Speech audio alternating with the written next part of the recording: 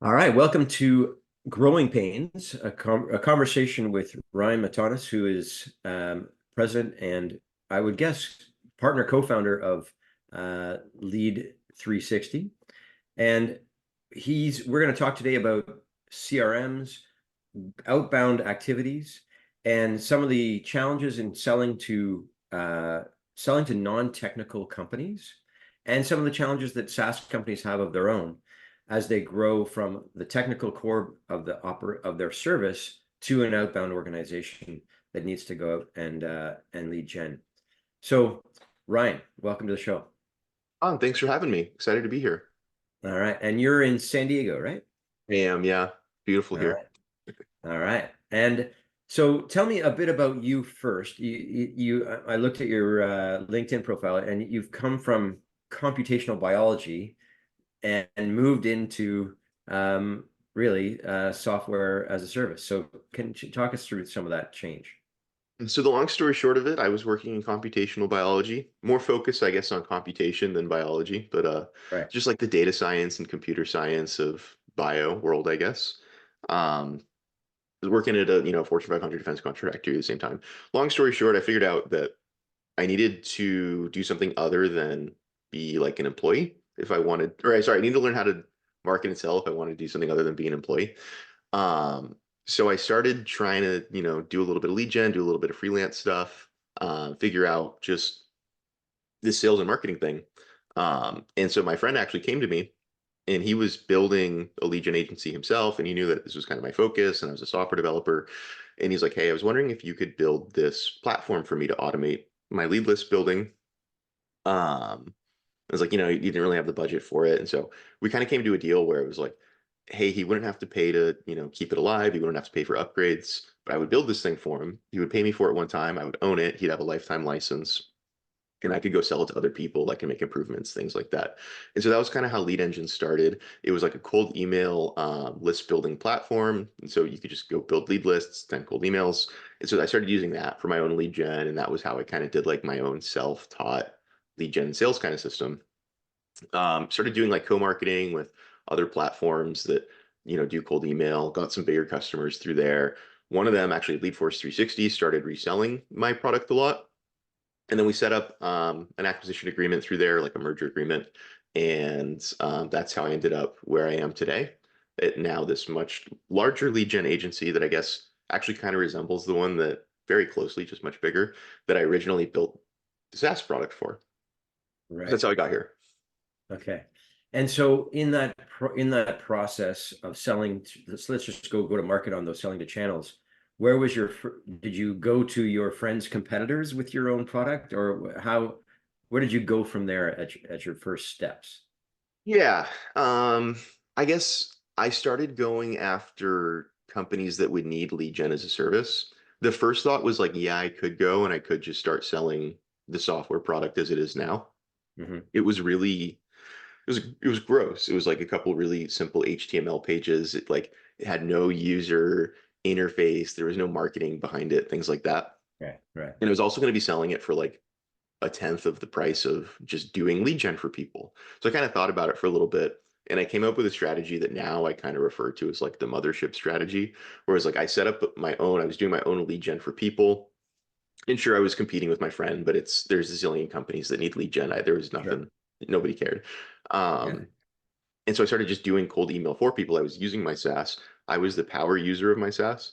And then if people Yeah. were complaining, like, oh, I got a bad lead, I shouldn't have gotten this, right? I could go into my SaaS and I could make those changes. And so I also had the agency side of things that was mostly bringing in like the revenue. And so it was like I didn't have to worry about going in initially, like going in and getting all those software sales. I could do it with a smaller customer base. I could be a little more hands-on. I could get all that feedback direct.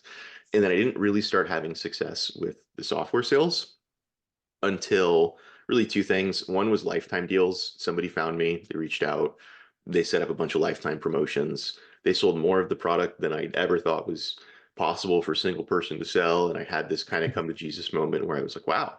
I just like stopped posting like sales and marketing advice on LinkedIn because I was like, I don't know what I'm talking about. Yeah. I just really got blown out of the water But there. Uh, channels are awesome, though, aren't they? I mean, instead of one-to-one, channels are awesome. yeah, channels are, yeah. And then after the lifetime deal thing, we started working on really just true channel marketing. So like, because lead engines, it's a lead list building tool. There's so Hmm. many tools in the ecosystem where it's like either it's an auto dialer or it's an email sending platform where it's like you can sign up, you can load your leads in, you can have a great experience, generate a ton of leads, but then you run out and like you got to buy more, you got to cancel. Right. So I reached out to those companies. I told them about lead engines. I told them that, hey, they might get more adoption, they might get more retention, they might get more upgrades if the customers had an easier way to get lead lists. So they started promoting me. This is where we got my biggest customers, or that was where I got the company that eventually did the acquisition with. Um, and it was all through channel marketing. And actually, very little of it was just me going out there direct, shaking people's hands, hopping on Zoom meetings with people. There was a little bit of it, but Yeah. it wasn't. Product-led growth. I mean, that was ultimately what it was, right? That was It's product-led growth, I think. Yeah, it's Yeah. funny. I'm so our company Outforce is a matching service. It's a dating service between companies that need to outsource and companies that have outsourced agencies, right? And I met the founder of Plenty of Fish, which is a dating company that got bought by Match. And I said, "Hey, I'm in the early stages." I said, "Hey, I'm in the dating business too. So, what are your top three learnings?" And he said, "Number one, it helps to be tall and rich. Number two, but number one, really, in terms of product, is function over fashion. Like it doesn't matter what the UX is like. It's if you have a 90% chance of match, that's all you need because they'll come back if it's close enough, they'll come back for, the 95% and 99%. But so the key is the functionality, not the presentation of that functionality. And that's obviously what you nailed. You had really high functionality. Yeah. And honestly, it's similar to a dating site where it's like a lead gen service. The product isn't like the way the email alerts are formatted or something like it's the people you Right. talk to, right? Yeah, Yeah. exactly. Exactly. Yeah. All right. So now lead Force 360, and you're running new products, building new products for them, or are you enhancing the existing product line? A little bit of both. Okay. So basically my role is the CTO. We don't really have like a quote unquote a tech department. I'm Right. responsible for the tech across all of our projects and platforms. And um, so if we have any service, like if our accounting, needs tech, like that's on me. Um, Right. Okay. But we are constantly spinning up new things. I am constantly trying to improve the things that we've spun up in the past. Um, yeah. Okay. And so in your experience, you were selling technology to non-technical buyers, right? Like um agencies selling insurance was your primary vertical, I guess. But right now, yeah, we're mostly selling leads to insurance agents and then a little bit of lead technology to insurance agents as well. A little bit of mix. Right. And so as an existing client, what would they be using for CRM or lead gen? Yeah, a lot of them for their CRM, there's really two things that insurance agents love. I mean, obviously, like when they sign up for whatever carrier group they're part of, they'll get like a like an out of the box standard CRM. It's usually so locked down that you can't even do anything with it. Like we put our policy data in here and we can't look at it. It's like more of a piggy bank than a CRM. It's like you have Right, to go right. smash it and break it to get your data back out eventually. Uh, the other thing they use is like the insurance agency in particular. I'm sure like real estate is like this or mortgage. Anything where it's like a business needs this, there's like an insurance agent version of it. So it's like there's your insurance agent CRM that's like probably like a white label of all the other CRMs, but it has like these custom features about like policy management or quotes and things Right. like that. Commission Um, structure, all that stuff. Yeah. yeah, so it's an interesting industry. It's everything is so just like commoditized almost, but then also like niched down. And so there's a lot of people using that. What you really don't run into is you don't find people in insurance using like Salesforce, HubSpot, Pipedrive. Just like a lot of them never heard of some of those. And Right. there's just this whole other ecosystem where everything's like $100, $200. Right. Right. And they're getting CRM, or they're getting these tools from a variety of carriers, right?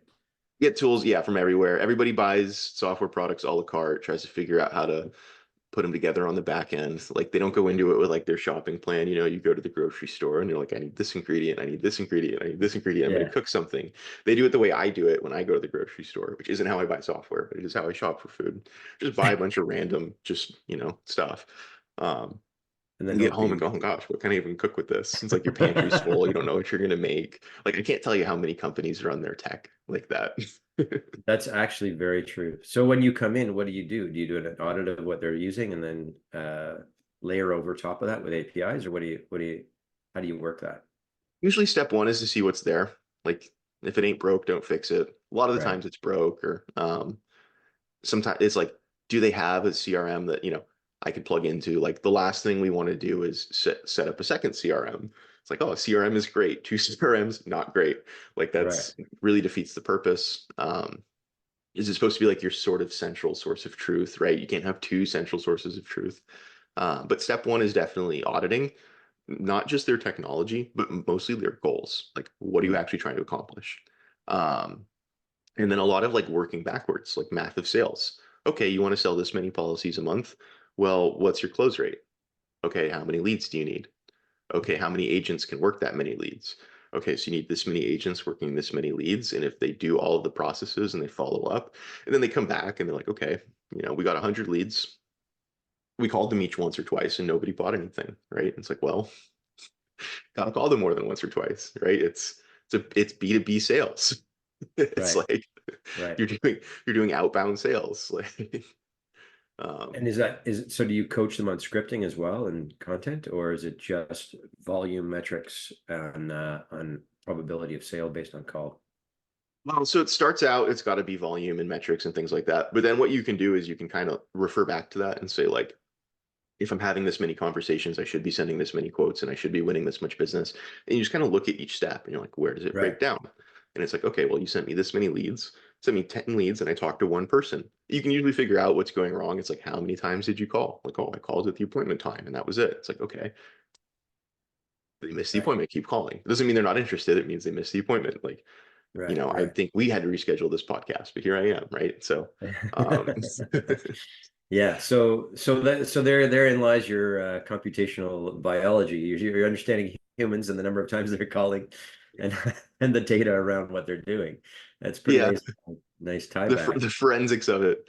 It's That's it's really right. simple. It's CRM forensics can be a little easier than genetics sometimes, especially when there's just no data in there. It just tells the story. Yeah. So have you ever had a situation where it sounds like a phenomenal system that you're running, and it's value adding only where you need to plug it in. How do you modularize your product to accommodate for somebody who's got a great CRM and your system? It's a great question. And those are actually the best case scenarios. We just figure out, we're like, okay, where are we pushing our leads into your CRM? It's like we almost tell those people like you don't even have to log into our dashboard. Like we're going to go through the setup. We'll just use Zapier or something to make sure the leads get in. And Right, then the most important thing is actually like for us, this was true on lead engines too, was we can either find people that don't have working sales processes, right? We could find people that don't have working cold email campaigns and we could sell them leads and we could coach them through it, right? Or we could find people that do have working sales processes and do have working cold email campaigns. And it's like, if you already have a guy that's sitting there on a dialer calling warm leads all day, and he knows how to work his leads and he's going to follow up 20, 30 times, right? You'll buy leads from anywhere. And if you have success, you'll buy a lot more of them. And so, like, right, if we're targeting those types of companies instead of the ones that have never done this before and they need the new tools, then they need the training. And then, even if they do right, succeed, which is far less probable, like they don't have the infrastructure in place to then turn around and upgrade it. So much of like the growth of the product that you're selling comes from who you're selling it to. And like we don't think about that enough. This was something I learned very early on with lead engines. It was like I could either go sell people on getting them to do cold email, or I could find people that were already doing cold email and I could explain to them that lead engines is just going to it's going to take the exact search that you want. You're going to point it at the cold email campaign that already works, and it's just going to keep adding new contacts every single day so it never runs out of leads. right, And I would close people in like 4 minutes with that conversation, right, right? right, Because right. what more do they need to know? Exactly, exactly. And that's the thing. Anything that is a technology product that needs to be explained hmm is such friction against the sale that you may as well just talk to people who already know what they're looking for. Yeah. Which begs the question, how do you know before you've called which agencies or clients have that ICP, that ideal customer profile? Yeah, that's a good question. And that's kind of big one now in Yeah. 2024 with GPT and just all the spam stuff. Like if you Hmm. send a spam email, you send a bulk email, it goes to spam now. Like if you cold call too much, you get listed. And so for me, the thing that's working is using intent data. Um, so I Yeah. do still put on my hardcore software development hat every once in a while, and I go out and I Yeah. build cool things. Um, and that can be anywhere from like pulling a list of all of the insurance agents that are licensed in certain states that sell business insurance and then calling them to sell them business insurance leads. Like Right. just having that really narrow definition of data, or like you'll work with a recruiting company that wants to place more candidates. It's like, what if I could give you, a list of people that are hiring right now for roles that you staff and you already have candidates for? You could just call them, just try to put butts in seats, right? Um, that's a big one. Um, Insurance, like commercial insurance policies are all X dated, so they renew every year and it's like registered with the government and you can go find when people's insurance is going to expire in 60 to 90 days. And then Hmm. in some states, they're called reporting states, and the insurance carriers, they have to report to the government, these are what our rates are, and it's publicly available. And if you have all the data and you're able to pull it all together, you're able to figure out who's paying more for insurance than they would be paying if they were with your client. And you can Right. just call those people. And it's Right. like, if you didn't have the dates and you didn't know who they were with and all those things, you'd have to make like 30 phone calls before you actually qualified somebody enough to start having that conversation, as opposed Right. to just Right. calling them and just popping up in their head, like, hey, I saw you with this Yeah. person and I can save you this because you're this industry. Like, oh, Yeah. Yeah. okay, then do it. Right. It's like, okay, Yeah. let's next step is fill out this form. Right. And are you seeing, so I mean, email is it's insane how inundated we are in our inboxes with spams for services we don't want. I mean, we have a trouble differentiating because we're not a software engineering firm. We're the people who will filter out who are the ones that they should be talking to and the ones they should ignore. Right. But any outbound sounds like we're an outsourcing agency. Same problem, right? How successful is call versus mail in proportion to effort? I mean, efforts, mail is always going to be easier than calls, unless you can Yeah, get somebody to make the calls and you have like a comp plan in place where they're getting paid. Like, I uh, should say I would say more hit rate um, versus effort. oh, hit rate. Yeah, You can probably get more activations off of a phone list. You'll find that like email or LinkedIn activations tend to be a little bit better. Like if somebody responds to a LinkedIn message or an email message, like that's a little bit more intent than somebody just yeah. saying like, yeah, I guess, like on a cold call, right? Like Right, right, right, right. you could send me an email about that. Like, Yeah, so there's things that like you do have to do when you're cold calling people. Like they're like, oh yeah, send me an email. That means go away, right? right, Like, right. okay, great. I'm going to send you an email. When's a better time to call you back? And give me a little bit more information. Just kind of qualify them, right? Sure. Um, so some of it kind of just comes down to that, even, right? Like, Right, but I think probably email still consistently gives, surprisingly, um, some of the best leads, because it's like people know it's a spam email and they know they need it badly enough that they're responding to a spam email, or fair they're enough. booking a meeting off a spam email. And it's kind of just like they're not going to do that unless they really need it. Like a cold Right, call, it's like you can cold call somebody and you can start talking to them, and they might talk to you just because they have nothing better going on. right, right, right. Yeah, that's true enough. And then on the calling, I mean, pre-COVID, you could always call the office, and now you got to call the cell. Mm-hmm. So there's privacy issues associated with that. And have you seen? And I'm not sure whether you started this call list campaigning before COVID and have seen a differential. Can you talk a bit about that? What's going on with Yeah. calling to sell? Yeah. So I wasn't super involved in calling before COVID. Okay, I did a little bit of calling. We were kind of like I was getting my feet wet with it. Um, I think what ended up happening with the office phones is everybody that was like a short-term thing. And then what ended up happening was everybody's office phones ended up getting like redirected to their cell phones and things like that. right, I don't think there's a huge difference now. And then we probably wouldn't even notice it that much just because of like the type of software that we use for calling. We use something called an agent assisted parallel dialer, which means that when we call, we're actually calling like maybe 10 numbers at the same time. right, And we have people at the dialer company that are like listening to who answers the phone. And they like, if we're calling and we're expecting to talk to like a Bob and you answer and you say, hey, this is Sean, they'll say, hey, Sean, like I'm looking for Bob. They'll kind of try to set it up. Like if it's Bob, they just push it through. Right. And so it's like we're making like 1,500 dials a day and we're only talking to the decision maker. And it's like the tools that we're using kind of filter this out. Gotcha. Um, I wouldn't be surprised if dialing technology got hit by the spam stuff again, though, now that it seems to be picking up more, like in the Sorry, I same way lost you that for a email second kind there, of did. Keith.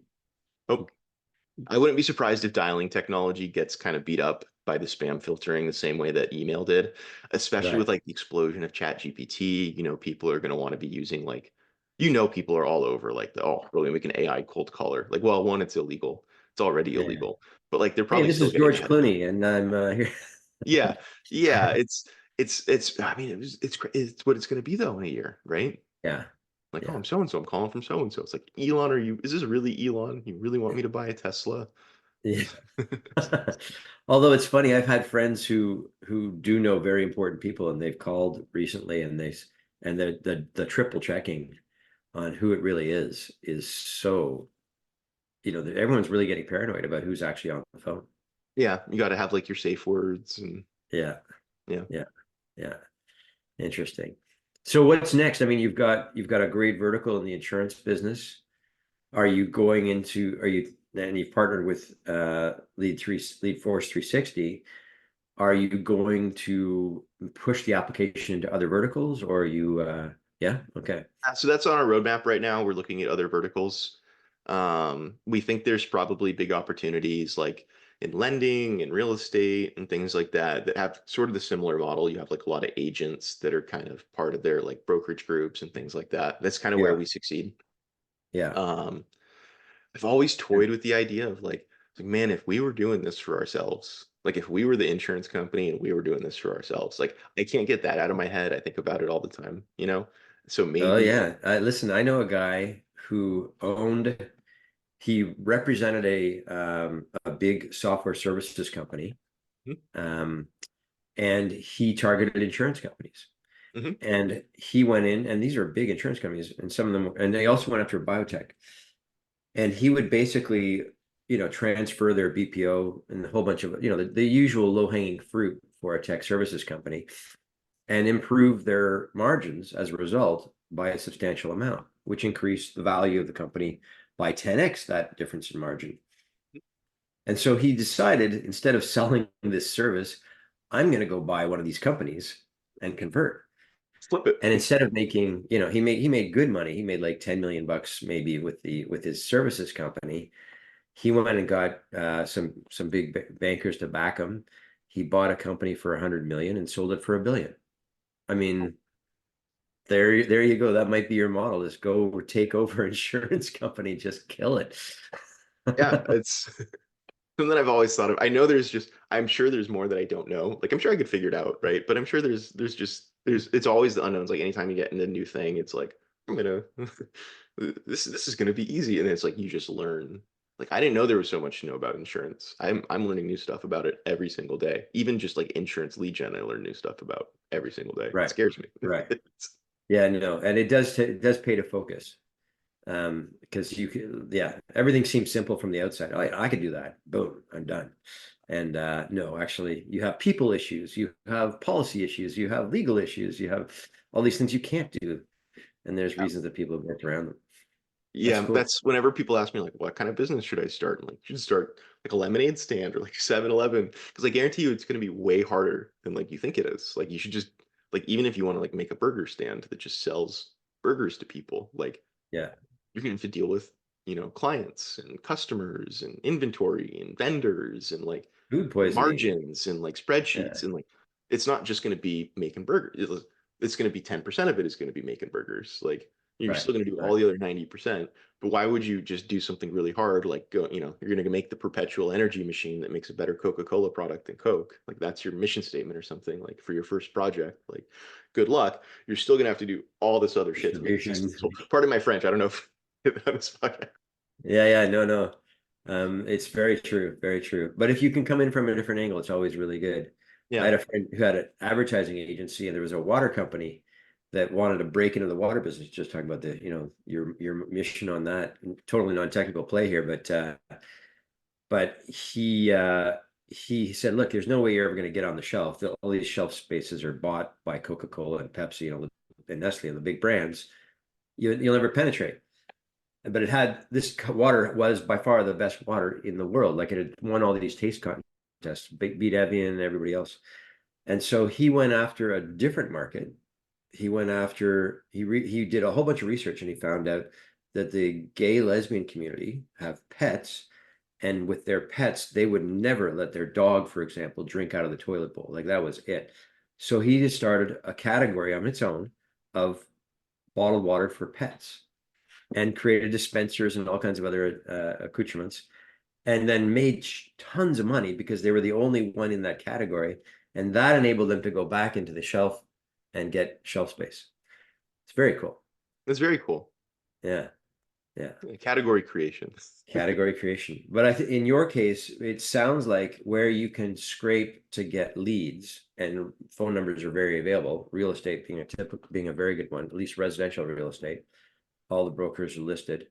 And then lending, I'm not sure about, though. That would be a hard one to figure out. Yeah. Yeah, you might have to buy some like aged leads or something. I don't know. Yeah.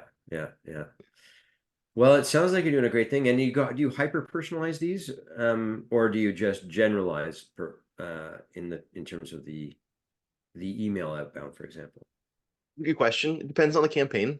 My best practice, I guess, for email is try to write an email that, like, say, try to keep your list narrow enough. So, like, if you're going after, don't just go after all recruiting companies. Go after the founder of a recruiting firm that has 2 to 5 employees, something like that, and then write an email he's going to feel like you wrote them that email, Right. but there's 5,000 people on that list, right? Right. And Right. it's not so much like the variables, like putting in, hi, first name, I saw company name is based in this where, and you went to this school and it played basketball against the school that I went to, like in Right. 1997. Like, nobody cares. It's Right. like you have to speak between the lines and you have to use their vernacular, right? It's like their business jargon, right? Right. And so it's like, instead of saying something like, if I could show you how I helped other recruiters generate leads, it's like, can I show you how I helped other recruiters get placements, or get job recs with companies they're hiring now for roles that they staff? And it's just like little subtle difference where it's like, that email couldn't have gone to an attorney, that email Right. couldn't have gone to an accountant, right? Right. This Right. person knows what my business is. He wrote me an email that sounds like it's about the recruiting industry and not the lead gen industry. Right. Just kind of those little things. Right. But Right. yeah. Right. And going back to non-technical buyers, what would you I mean, you're not really in the sales side, you're the product side of things. But what would you say is the biggest resistance to technology from those non-technical buyers? Or is there? Hmm.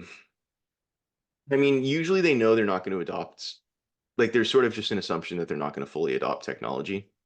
Um, or I'm not going to purchase this product because we already have 11 other platforms. I don't even want to see what this platform does. We don't log into these other platforms. Right. The only time I see their logo is on the receipt every month. Yeah. Um, that's probably the big one. They just fear that they won't know how to use it. Right. That's a Uh, very big, important fear. It's actually true for me, and I'm sure everybody, that you're going to use 20% of this, and I'm not going to get the value. I'm not going to get trained enough. Is there a lot of training in what you're doing? Depends who you sell it to. Yeah, right. Like you mentioned before. Yeah, it depends who you sell it to. And it's interesting, the more you have to train, the less you actually make off of a sale. Hmm. Uh, so it's something to just totally be aware of. It's like, and that's probably true anywhere. Like, if you're Home Depot and you're just selling chainsaws for people that, they're not tree trimmers, they're not carpenters, they don't have any logical reason that they Right. would be Buy a an expert chainsaw. on this, right? You give them a quick little 5-minute crash course and send them on their way. Here's how you use the chainsaw. Like, what do you think's gonna happen? Very true. Very true. Well, Ryan, is there anything that I haven't asked that I should have asked? Because you seem to be a wealth of knowledge in this space, and my audience is in the SaaS business. So Any learnings that are unique to your evolution in this space? Um, I don't know. I think you asked a lot of great questions. That's my favorite question actually to end calls with. Was there anything that you wish I had asked? Um, Gosh, I don't know. Yeah, no, do you have any more questions for me? Well, that's what my question to you is. Is there anything I missed? I mean, it's really interesting that you've grown this business from basically a bootstrap for a friend into a very powerful tool that is vertical in the agency space, the insurance agency space, but has applications across many. And there's so many people who are, I kind of feel like I'm talking to the devil, but he's a nice guy because you're continuing the spamming and the cold calling that nobody wants more of. But because it's well-researched lists, it's actually viable. It's the reason to go. There's a guy, Dan Martell, I follow quite a bit, and he's probably the king of SaaS playbooks. And I was saying, lamenting that, cold outreach, I may as well just forget about it because nobody wants to hear. He says, do you believe in your product? Do you believe that there are people who actually need it? 100%, 100%. Then you should be reaching out to them. And that's true for your product as well.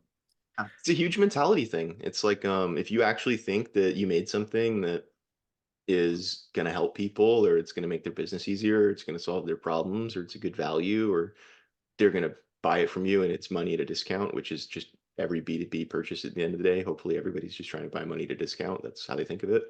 Right, You should reach out. Why wouldn't you? right.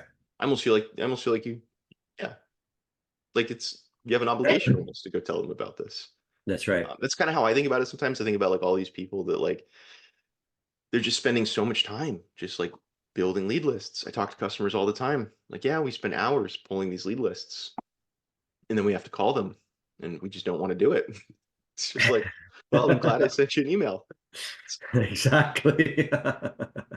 And I don't Yeah, know, at the end of the day, people give us a lot of, they give us a little bad rap, the people sending email or phone calls, or I don't know. We're not spilling oil into the Gulf of Mexico or anything like that. Like, there's so many just yeah, you're worse just increasing the things. business of somebody who wants to increase their business.